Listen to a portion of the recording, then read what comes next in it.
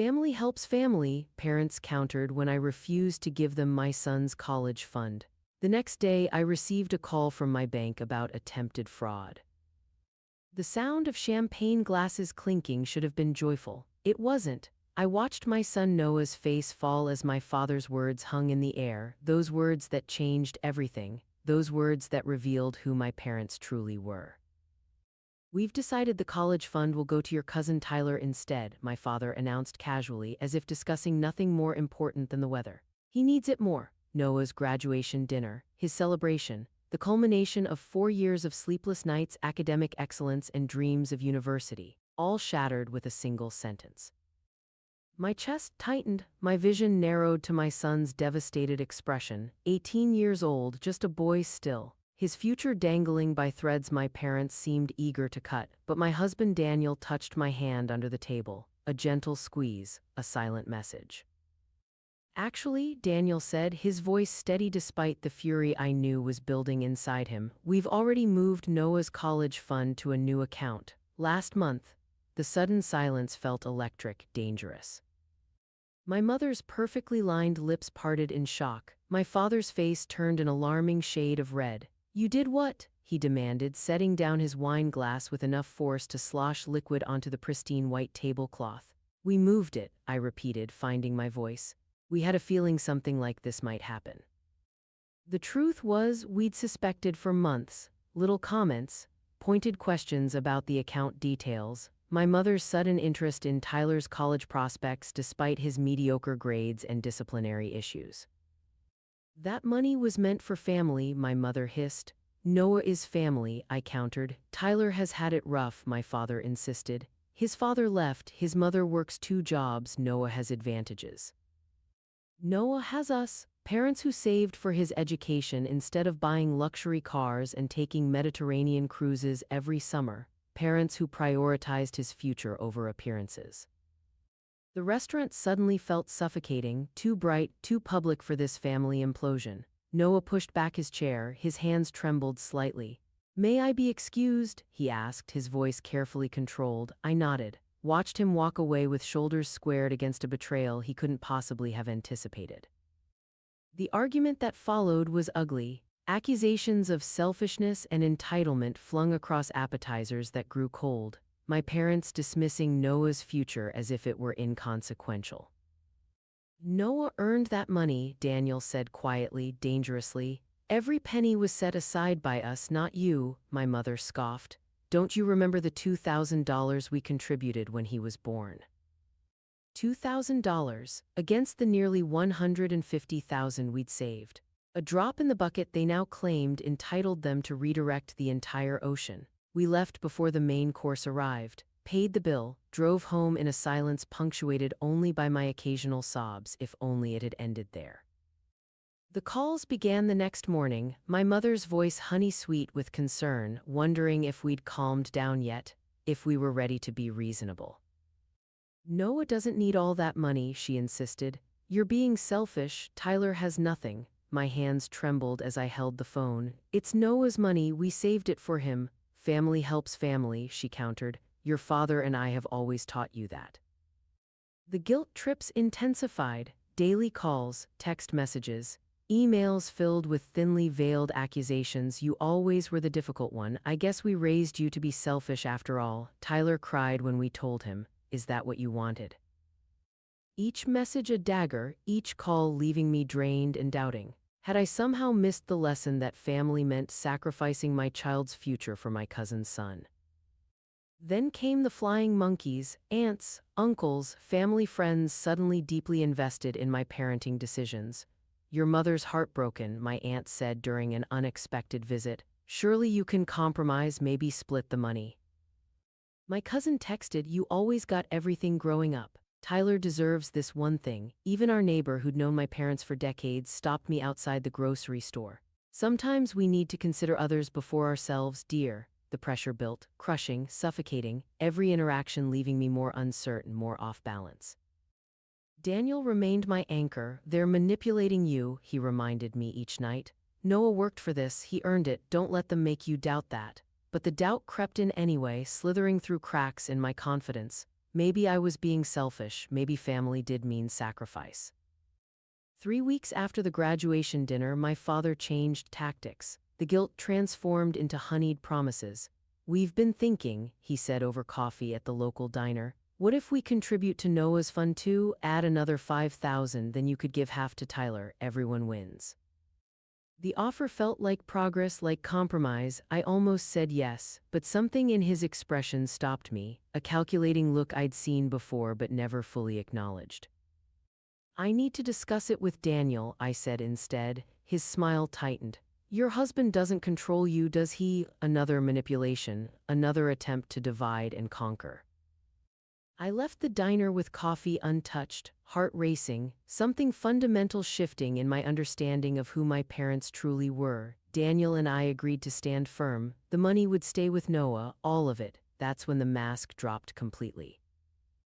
The next morning, I received a call from our bank. Someone had attempted to access Noah's original account. Someone claiming to be me, my own mother, using my maiden name, my birth date, trying to convince the teller she was me. Fraud. They'd actually attempted fraud. My hands shook so badly I could barely call Daniel. My breath came in shallow gasps that left me lightheaded. "I never thought they'd go this far," I whispered when he arrived home. "Never." But the new account was secure, our money, Noah's future was safe for now. The cease and desist letter came next. Not a full lawsuit yet, but the threat clearly implied. Their attorney claiming that their substantial contribution to the college fund meant they had a right to direct where it went, demanding mediation, demanding compromise. We hired our own lawyer, spent money we couldn't really spare to protect money Noah had earned. The mediation was a farce. My parents sitting across the conference table, faces set in expressions of wounded righteousness. Their lawyer arguing that verbal agreements had been made, that the money had always been family money, not specifically earmarked for Noah. "Lies upon lies, we're prepared to settle," their lawyer offered magnanimously. 60% to Tyler, 40 to Noah. "My clients are being more than generous." My laugh bordered on hysterical. "Generous with stolen money." The mediator suggested we take time to consider, to cool down, to remember that family relationships were more important than money. But this wasn't about money anymore. It was about trust, about betrayal, about the realization that my parents would sacrifice their grandson's future without hesitation. We rejected the settlement, prepared for court. That's when they escalated again. An anonymous tip to the IRS, allegations of unreported income, questions about the source of Noah's college fund. Our accounts frozen, all of them, not just the college fund but our checking account, our savings, everything. Noah's first semester tuition due in 3 weeks, his scholarship contingent on the remaining balance being paid on time. My stomach knotted with nausea, my hands cold with fear. What if he lost his placement, his scholarship, the opportunity he'd worked so hard to secure? The audit dragged on, days stretching into weeks. Noah growing quieter, more withdrawn, the sparkle of anticipation in his eyes dimming with each passing day. "Should I defer?" he asked one night, his voice small in the darkness of our kitchen. "Maybe work for a year until this gets sorted out." My heart shattered, splintered into jagged pieces that cut with every breath. "No," Daniel answered firmly when I couldn't speak past the lump in my throat. "We'll figure this out, I promise." We took out a loan against our house, paid the tuition, watched Noah pack for college with relief shadowed by uncertainty. What if the audit found problems? What if we couldn't access his fund for future semesters? What if this was just the beginning of a longer campaign to punish us for defying my parents? It was my sister who finally called to warn me, drunk and guilty and tired of the manipulation. "They're obsessed," she slurred over the phone. "They've always favored Tyler, always. They've been promising him that money for years." While Noah studied, while he maintained his 4 GPA, while he volunteered and worked part-time and believed his grandparents were proud of him, they'd been plotting to give it all to his cousin. The knowledge burned like acid, corroding what remaining trust I had in my parents, in my own childhood memories. Had anything been real, or had it all been conditional on my compliance? The IRS eventually cleared us, our accounts unfrozen, the college fund intact. But the damage was done. Noah's first semester marred by stress and uncertainty, his trust in family fractured in ways that might never fully heal. And Tyler had been watching, learning, absorbing the toxic lesson that he was entitled to take what belonged to others. It started with texts, messages to Noah filled with entitlement and resentment. That money was supposed to be mine. You think you're better than me, Grandpa says you stole from me. Then phone calls in the middle of the night, hang-ups when Noah answered, heavy breathing when he didn't. I wanted to intervene, to shield my son from this new torment, but Noah, stronger than I'd realized, handled it himself. I blocked his number, he told me during a weekend visit home, and his social media, he can't reach me anymore. Pride mingled with grief. My son shouldn't have had to fortify himself against family, but Tyler wasn't done. He showed up at Noah's dorm one afternoon, waited outside his economics class, followed him to the campus coffee shop. Where's my money? He demanded, loud enough for other students to turn and stare. My money, the money your parents stole from me. Noah, calm despite the ambush, stood his ground. It was never your money, Tyler, never. Grandpa says it was, says your parents are thieves. My son, my 18-year-old son who should have been focused on calculus and campus activities and finding his path, looked his cousin in the eye. Then Grandpa lied to you, just like he's been lying to all of us. Tyler shoved him, hard enough to send Noah stumbling back against a table, hard enough to spill coffee across notes and textbooks, hard enough to earn himself a campus security escort and a trespassing warning. Noah called that night, voice steady but edged with something new, something harder. Tyler came by today, he said casually, too casually. My breath caught, heart hammering against my ribs. Are you okay? My fingers clutched the phone with white-knuckle force. I'm fine, he assured me. Nothing happened, not really. But something had happened, something significant enough that campus security had been involved, something my son wanted to minimize to protect me from worry. My mind spun with terrible possibilities, with thoughts of restraining orders and school transfers and security systems. Noah, if you don't feel safe, I'm fine, Mom, he interrupted. Really, Tyler's all bark, no bite, but I knew better, knew that entitlement and resentment could ferment into something dangerous, something unpredictable. The breaking point came on a Tuesday night, ordinary until it wasn't. The sound of breaking glass downstairs, Daniel grabbing the baseball bat we kept in our closet, me calling 911 with shaking fingers. And there, in our living room, stood Tyler, 19 years old, glassy-eyed with alcohol and entitlement, a crowbar in his hand. Where's my money? He slurred, swaying slightly. Grandpa said it's mine, said you stole it. My blood turned to ice water in my veins, my breath coming in shallow, insufficient gasps. This wasn't just about money anymore, this was danger, real and immediate and terrifying. Daniel kept his voice level, soothing, as if talking to a spooked animal. Tyler, put down the crowbar. Whatever you've been told, breaking in here won't solve anything. Grandpa said you'd say that, said you've been hoarding the money, that I deserve it more than Noah. The police came, Tyler went to jail. My parents bailout him out the next morning. I confronted them in their driveway that afternoon. The suburban quiet, a stark contrast to the tornado inside me. Why? I demanded, my voice breaking. Why would you do this to Noah? My mother looked through me as if I were glass. Tyler needed it more. You encouraged him to break into our house. He could have hurt someone. He could have hurt Noah. My father stepped forward, finger pointed at my face like I was still a child to be scolded. If you'd just given the money like you were supposed to, none of this would have happened. That's when I knew some breaks can't be repaired, some betrayals cut too deep. I don't want to see either of you again, I said, the words simultaneously devastating and liberating. Stay away from my family. My mother's expression hardened. You'll regret this. Blood is thicker than water. Poison is thicker than both, I replied. I walked away, from the house I grew up in, from the parents who had decided their grandson's future was currency to be redirected. Tyler came to see us 3 weeks later, sober, shaken by his night in jail, by the realization of how close he'd come to ruining his life. They told me the money was always meant for me, he admitted, unable to meet my eyes. That Noah didn't deserve it because he already had advantages, that it wasn't fair. And you believed them, he nodded miserably. I was stupid, drunk, angry about everything. They kept telling me how Noah had everything I didn't.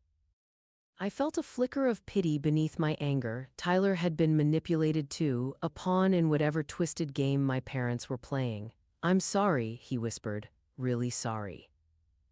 It wasn't enough to erase what had happened, but it was something, a small green shoot in scorched earth. Noah returned to college, the money, his money, intact. The IRS investigation closed, his future back on track, though shadowed by what had happened. Tyler enrolled in community college after getting sober. We helped him apply for financial aid, not because we owed him anything, but because breaking cycles requires someone to step off the wheel. My parents still send cards on birthdays and holidays. I return them unopened. Some betrayals can't be undone with Hallmark sentiments and shallow apologies. Daniel says I'll regret the estrangement someday, that I'll wish for reconciliation when it's too late. Maybe.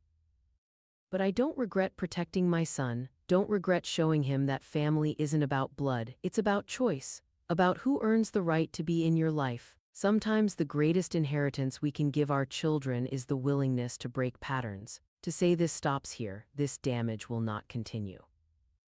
Noah calls every Sunday from his dorm room, excited about classes, about friends, about a future unstolen. And in those moments, I know with absolute certainty that some prices are worth paying, that sometimes walking away isn't giving up. My mother sent a letter last month, forwarded through my sister, 3 pages of justifications and half apologies that never quite acknowledged the magnitude of what they'd done. We only wanted what was best for the family. Family, as if that word could excuse every betrayal, every manipulation, every attempt to steal my son's future. I burned the letter in our fire pit, watched the pages curl and blacken and disappear. Daniel found me there, staring into the embers. "You okay?" he asked, wrapping a blanket around my shoulders against the autumn chill. Was I? The answer wasn't simple. I missed the parents I thought I had, the ones who took pictures on Noah's first day of kindergarten, who attended his little league games and science fairs. But those people were illusions, masks worn by strangers willing to destroy their grandson's opportunities for reasons I still couldn't fully comprehend. "I'm getting there," I answered finally. "The healing isn't linear. Some days I'm fine, strong in my boundaries, certain in my decisions. Other days grief ambushes me in the cereal aisle or while folding laundry. Grief not for what I lost, but for what was never real to begin with." Tyler is doing better, 6 months sober now, working part-time and studying business administration. He calls occasionally, careful to respect boundaries, never asking for more than we're willing to give. My sister wavers between support and enabling our parents, trapped in familial dynamics too tangled to easily escape. "They're getting older," she reminded me last week. "They won't be around forever, true, but their eventual absence doesn't obligate me to endure their presence now." Noah came home for Thanksgiving, confident in a way he wasn't before. College suits him, freedom suits him. He asked about his grandparents once, just once, over pumpkin pie and coffee. "Do you think they'll ever understand what they tried to do?" he asked, his voice carefully neutral. I considered lying, considered offering the platitudes adults often give children to soften life's harder edges. Instead, I gave him truth. "Probably not. Some people can't see past their own justifications." He nodded, thoughtful. "I'm glad you and Dad protected me, not just the money, but from believing I deserved what they tried to do." My throat tightened. My brilliant, perceptive son who understood more than I'd realized. "We'll always protect you," Daniel promised. Always. Spring came, Noah's freshman year nearly complete, Tyler 6 credits away from his associate's degree. Life continued. Healing continued, not in straight lines but in spirals that sometimes brought pain closer before spinning it away again. I received a voicemail from my father yesterday, his first direct contact in over a year. "Your mother is sick," he said, his voice thinner than I remembered. "Cancer, stage 3, she's asking for you." My finger hovered over the delete button, trembled there with indecision. Was this real or another manipulation, a genuine plea or a calculated strategy to breach the boundaries I'd established? I didn't know, couldn't know. Daniel found me on the back porch, phone clutched in my hand, tears streaming unchecked down my face. "What happened?" he asked, kneeling before me. I played the message for him, watched his expression shift from concern to wariness. "What do you want to do?" he asked finally, such a simple question with such a complicated answer. What did I want? To believe my mother's illness might create an opening for genuine reconciliation, to maintain the protective distance that had brought us peace, to find some middle path that acknowledged both the broken past and uncertain future. "I don't know," I whispered, the truth unvarnished and insufficient. Daniel nodded, squeezed my hands in his. "You don't have to decide right now," he said, "or ever if that's what feels right." That night I called my sister, confirmed our mother's diagnosis, not a manipulation then, but reality. "She's scared," my sister said. "She wants to make amends before," her voice trailed off, the unspoken before it's too late hanging between us. I closed my eyes, remembered the months of guilt tripping, the legal threats, the IRS investigation that nearly cost Noah his scholarship. The night Tyler broke into our home with a crowbar fueled by my parents' lies. "I need time," I said finally. Time to process, to decide whether I could face my mother without reopening wounds barely healed, whether reconciliation was possible or merely another avenue for pain. Noah called that evening, excited about a research opportunity for the summer, his voice bright with possibilities. I didn't mention my mother's illness, didn't cloud his success with family shadows. There would be time for those conversations later if necessary. After we hung up, I sat in the darkness of our backyard, stars scattered overhead like spilled salt. The same stars my mother had once taught me to identify, the same stars that would continue long after all our human dramas had played out. Perspective arrived slowly. Privately, my mother's illness didn't erase what she had done, didn't automatically entitle her to forgiveness or reconciliation. But it did place a timeline on whatever choices I made, did establish parameters around opportunities that might otherwise seem infinite. I still don't know what I'll do, whether I'll visit, what boundaries I'll establish if I do. But I know this: whatever choice I make will be mine, not driven by obligation or guilt or familial expectations, not haunted by should or must or expected. Mine, ours, the family we've chosen to be. That's the inheritance I want to leave Noah, the knowledge that he has choices, that he deserves relationships built on mutual respect and genuine love. That family isn't a prison sentence but a privilege earned through consistent care. Tomorrow I'll decide about my mother, about whether to visit, about what that might mean for our future, but tonight I'll sit with the stars, with the knowledge that some questions don't have perfect answers. With the understanding that healing isn't about finding those perfect answers. It's about finding peace within the questions themselves. Peace in knowing that whatever path I choose, it will be mine, chosen with clarity and intention rather than obligation. That's freedom. That's growth. That's the true inheritance worth passing down.